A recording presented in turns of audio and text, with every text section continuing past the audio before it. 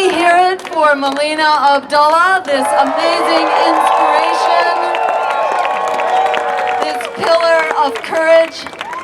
This is what democracy looks like. And hello, LA! You are what democracy looks like. Are you ready to make history, LA? Well, you are making history, as you know. You are standing up to the LAPD, the most violent police department that has killed more people than any. You are standing up. You encamped for months on the steps of the LA City Hall to say that it is time to fire Charlie Beck. Thank you. As San Francisco stood up to say it was time to fire their police commissioner, and New York did the same thing. Because when we stand up, we do have the power. Like the people at Standing Rock who are standing up and standing together. And they are really showing the way for us all. Because they're not just standing up for their human rights. They're standing up for all of our human rights. They're not just standing up for their right to protest without being attacked by attack dogs and pepper spray. They're standing up for the right of all of us to stand up for redress of grievances, to assert our First Amendment rights.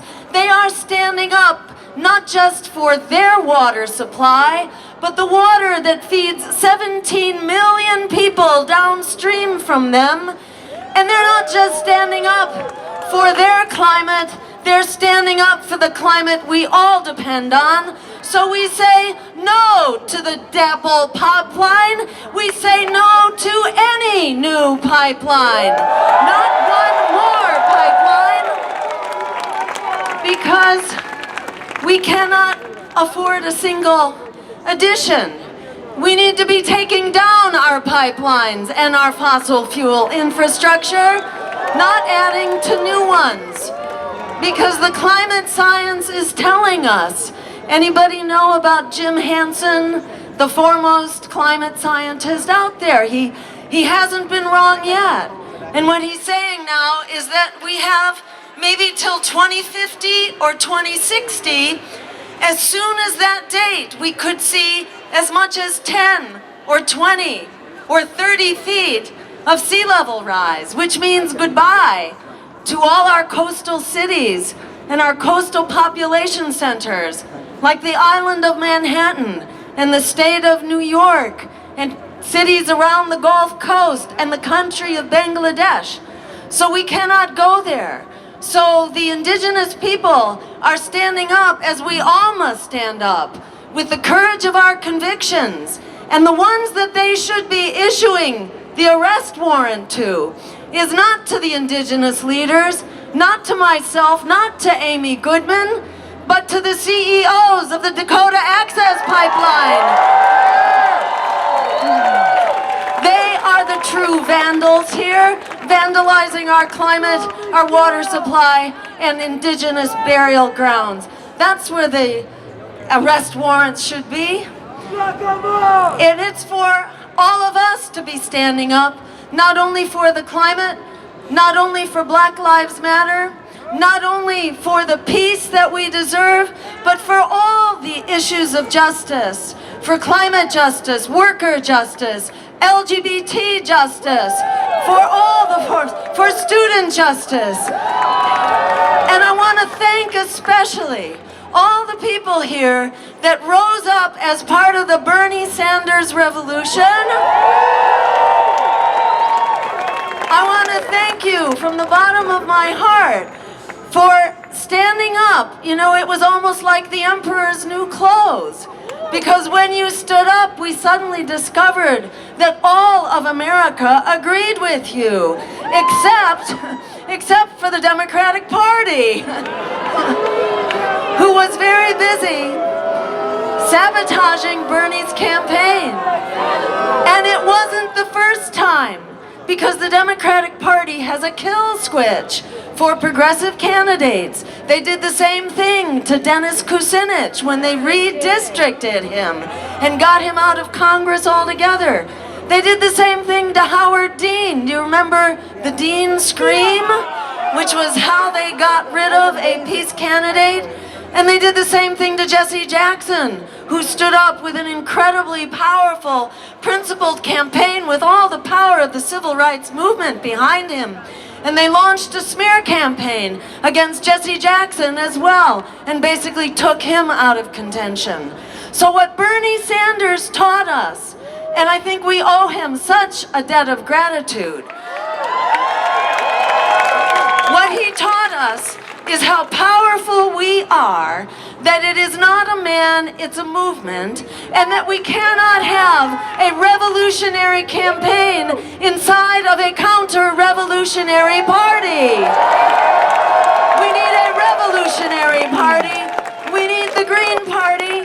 And I want to also give a big thank you to all the Greens who are here, who've been working to build this vehicle that we now so badly need. So many Greens have been ahead of the curve, but that curve has caught up to us, and we are now burning green together, and we are unstoppable together. So we are in this incredible historic moment right now. Historic because we have never seen a crisis like what we are seeing, of the climate, of peace, of justice, of our economy, of racial justice.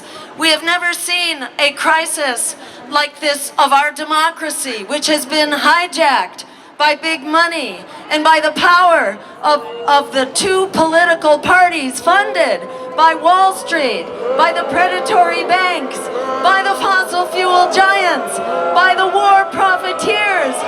We say we don't need those corporate political parties. We need truly revolutionary change. As Frederick Douglass said, power concedes nothing without a demand. We must be that demand. We are the ones we've been waiting for. The change will not come from those political parties. We must be that change. And in this race, my campaign with Ajamu Baraka, I hope you had a chance to hear him last night.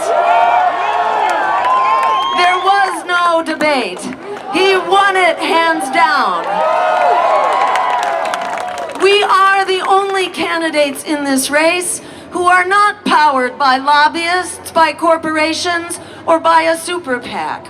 We alone have the power, have the integrity, have the freedom to be able to stand up for what the American people urgently want and demand.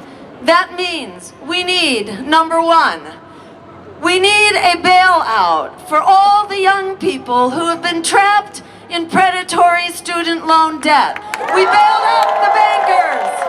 It's time to bail out the victims of the waste, fraud, and abuse on Wall Street. It's time to bail out the young people, the generation trapped in debt. And here's the secret that we don't need to keep a secret.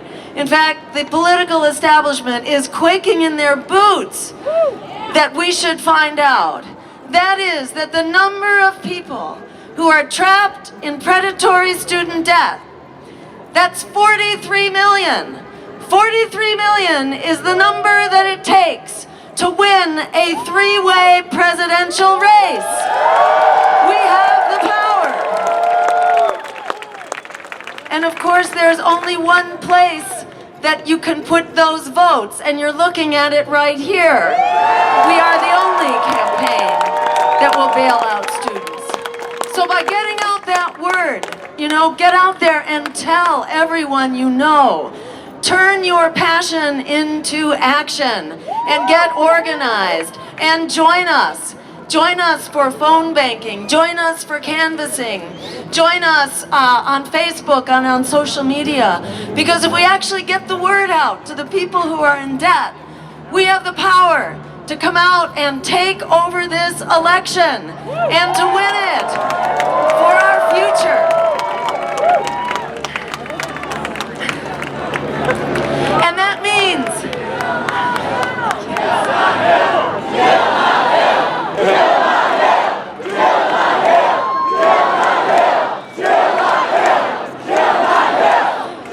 That means not only can we cancel student debt, we also have the power and we have the numbers to make public higher education free. We have a right to a college education because it's essential in the 21st century. So forget that guilt trip that I'm sure you've heard 1,000 times if you're a person in debt, because it was Wall Street that tore up that contract. So why should you be left holding the bag? It's time to cancel that contract, end student debt. We bailed out the friggin' bankers, you know, who crashed the economy.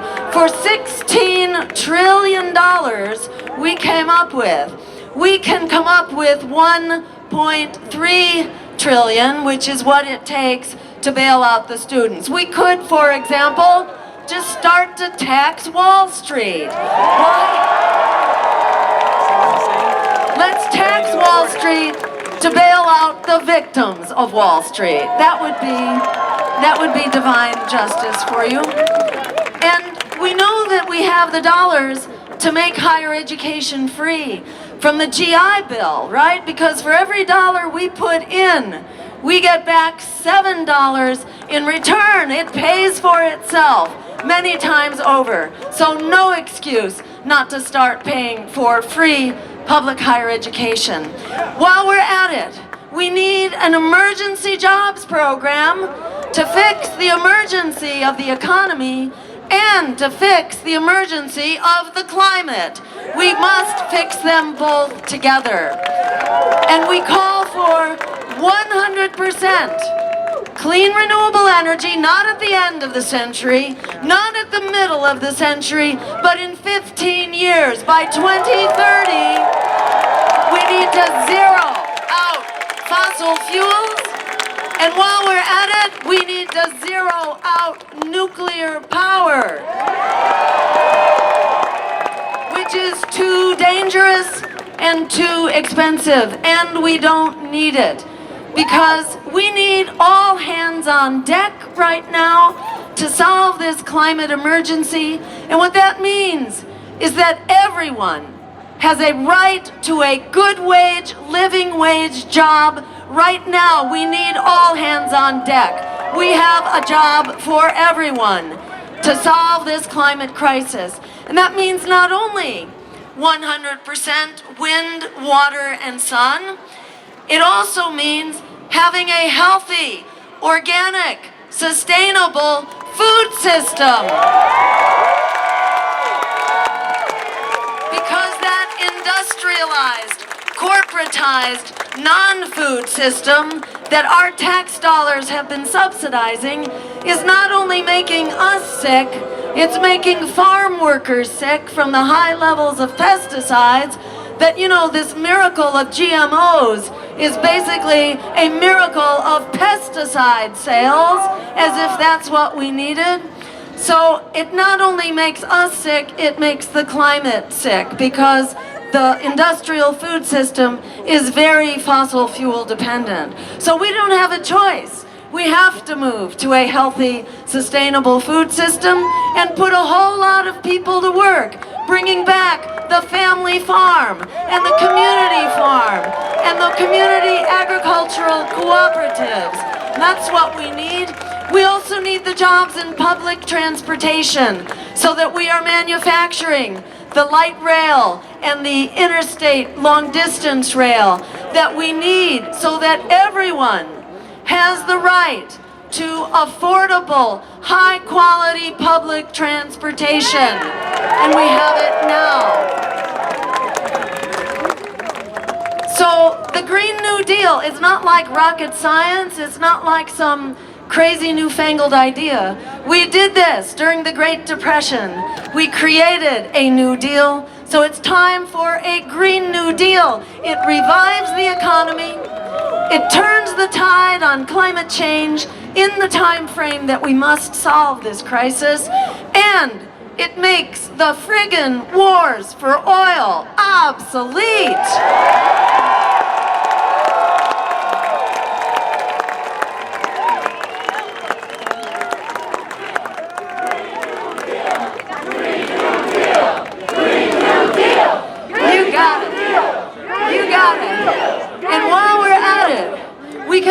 also have health care as a human right for everyone through Medicare for all.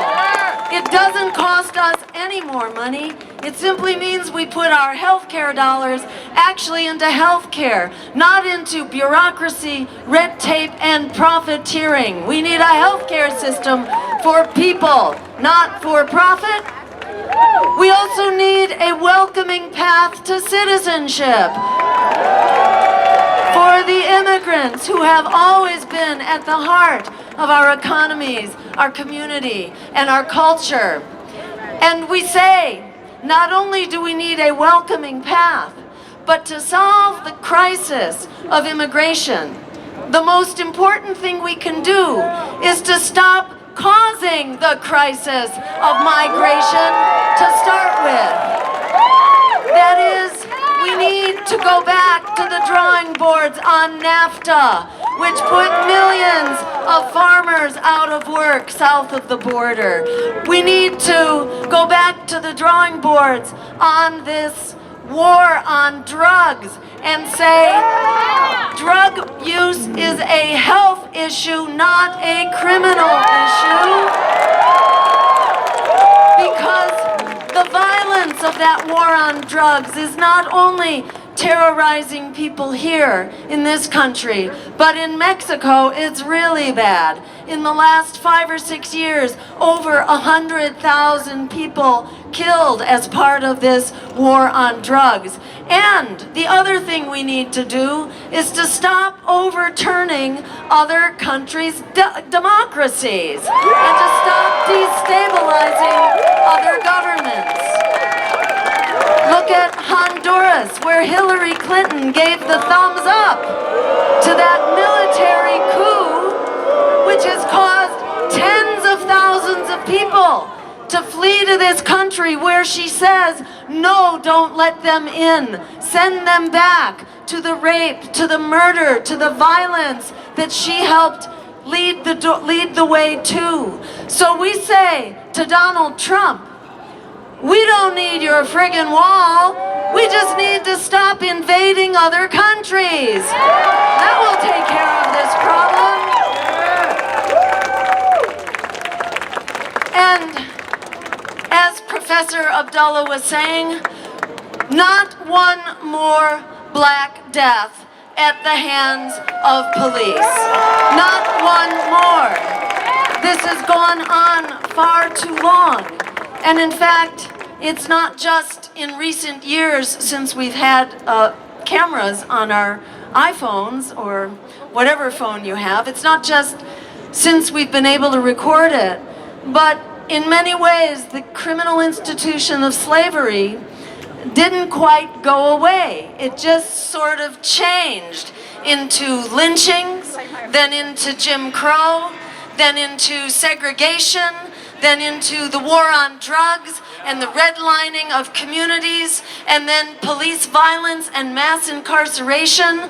So we say it's time to end this crisis of racism and systemic white supremacy. It's time to put it to bed. It's time to get rid of the police chiefs who have overseen this crisis, but it's also time for every community to have a police review board that has the power of subpoena and the power to hire and fire the police chiefs. And it's time for every community to have an independent investigator so that every case of death at the hands of police has justice and has an explanation to the family on behalf of justice for that victim. Every case needs to be explained. So communities are in charge of their police instead of having police in charge of our communities. It also means putting an end to the militarization of police, which in fact began right here in LA with the LAPD after the Watts riots. That's why they first began to create these SWAT teams, these special tactical teams, you know, with all the riot gear and with the armored vehicles that are being used to deliver traffic violations and drug summonses and so on. We don't need this militarized police culture. We need to change the culture of our police so that we are prioritizing de-escalation. And as Professor Abdullah said, instead of taking half the budget of the city of Los Angeles for the police, we need to put those dollars into true prevention of violence. Violence, peace in our communities is not just the absence of violence, it's the presence of justice. We need a budget that underscores that justice. We also need to get to the bottom of this climate of fear and racism. Because we're now a garrison state. You know, we're an armed society and people are shooting out of fear. We need to not only control these weapons, we need to get assault rifles and assault weapons off the streets. We need to have common sense gun control. We need to hold the gun manufacturers and distributors accountable so that they can be sued and not have some special immunity that they currently have. But we also need a Truth and Reconciliation Commission so we can actually come together and share the true stories. There are many people who think we are living in this post-racial age. We've had the African-American president and everything is fine. Well, hardly. You know, it's not like things are getting better, especially after this election. We're going to have a lot of damage to repair after this election. So we call for a Truth and Reconciliation Commission to bring us together, to tell the real stories of racism, of Islamophobia, of anti-LGBT bias, of anti-Latino bias.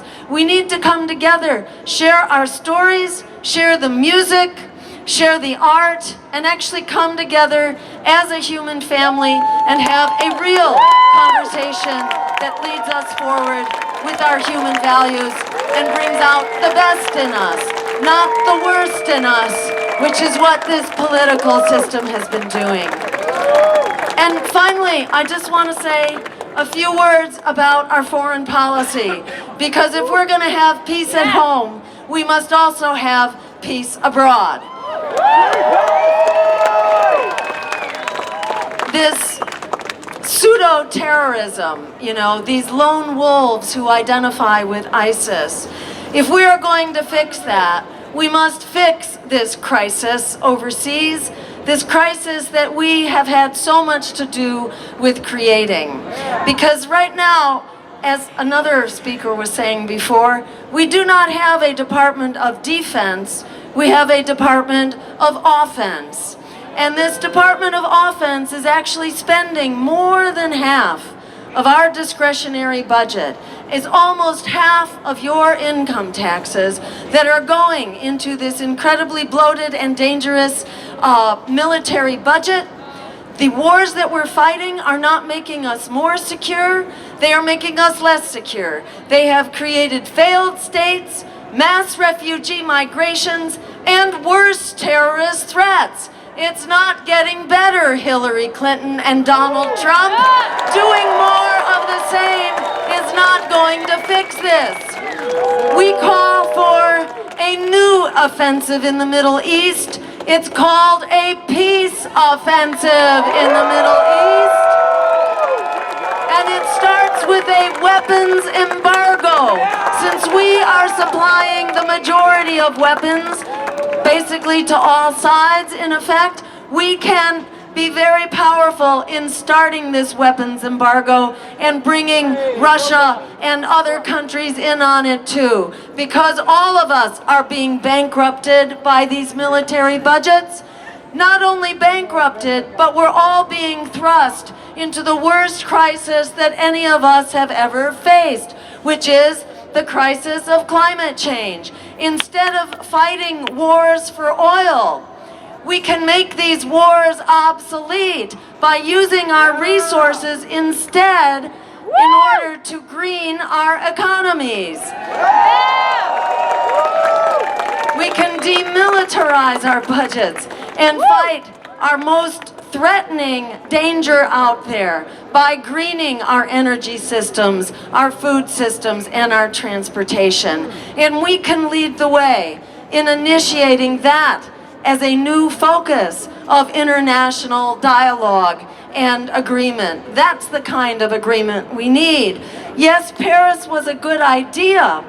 However, Paris is not going to get us there. It's a voluntary agreement that still does not even aim for a goal that would control the climate crisis.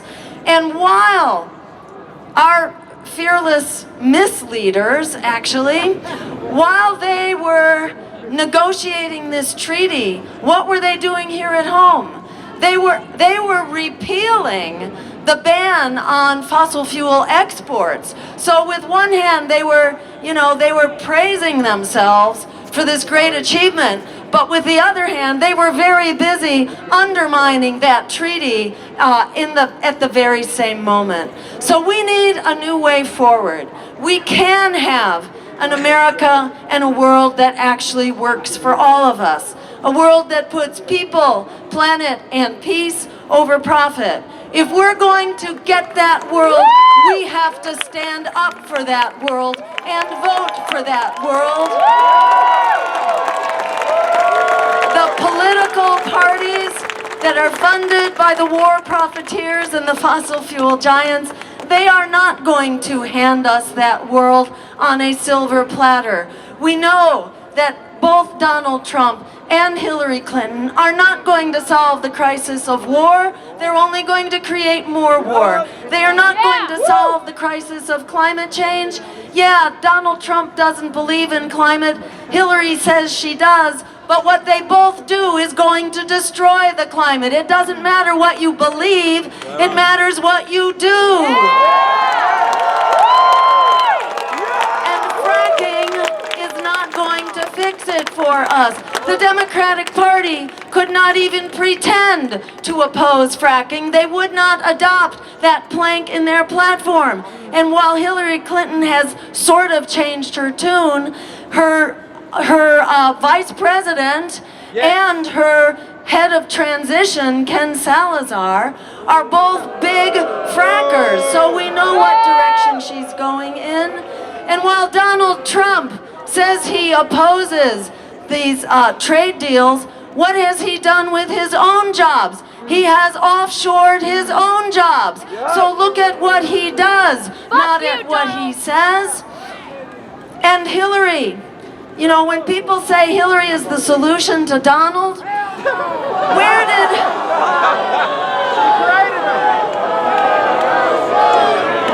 did Donald Trump come from? Donald Trump is rising up on a surge of right-wing extremism, which was created by the economic misery resulting directly from the policies of Bill Clinton, supported by Hillary, NAFTA and Wall Street deregulation. That's what's creating this right-wing surge. The Clintons are not the solution to the problem of Donald Trump. As Bernie himself said, it's only truly radical, progressive policies that are going to solve the crisis of right-wing extremism. Not more neoliberalism from the Democratic or Republican parties. This election is such a historic opportunity. It's like a life-changing opportunity because the Republicans are falling apart. Donald Trump is taking a few of them over the cliff, but their major leadership is coming into the Democratic Party to support Hillary Clinton's campaign. We are seeing the merger of the two corporate political parties, and we've seen the Democrats split in two. So the zombie Democrats are continuing to follow Hillary, but the Democrats, the former Democrats, who are awake, who are following the call of justice and the vision of a better world, are merging, and we are burning green together.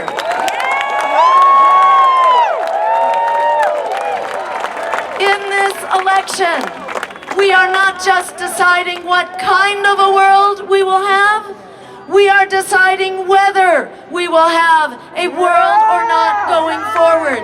This is the time for the courage of our convictions. As Alice Walker said, the biggest way people give up power is by not knowing we have it to start with. We have it. We're going to use it. We are the ones we've been waiting for, and we do have the power to create that world. So we say it's time to forget that propaganda of powerlessness. The minute we flick that switch from our own minds from powerless to powerful, we can stand up with the courage of our convictions. We do have the numbers that we need. We do have the values and the vision of the American people. 4 in 10 Americans are not going to vote when the only candidates are Hillary and Donald. But a majority of millennials are seriously considering voting for a third party, and they are not being tapped in the polls. So we are a revolution that is waiting to happen. We are that voter revolt that is on the verge of breaking through. So we say, forget the lesser evil, fight for the greater good, like our lives depend on it. Because they do. We do have the power to create an America and a world that works for all of us. The power to create that world is not just in our hopes. It's not just in our dreams. Right here, right now, that power is in our hands. Thank you so much for making it so. Join with us. Sign up at our website. Help us get the word out. We are going to change the world together. And now we are going to hear about how we're going to do that. Let's hear it for Core Element.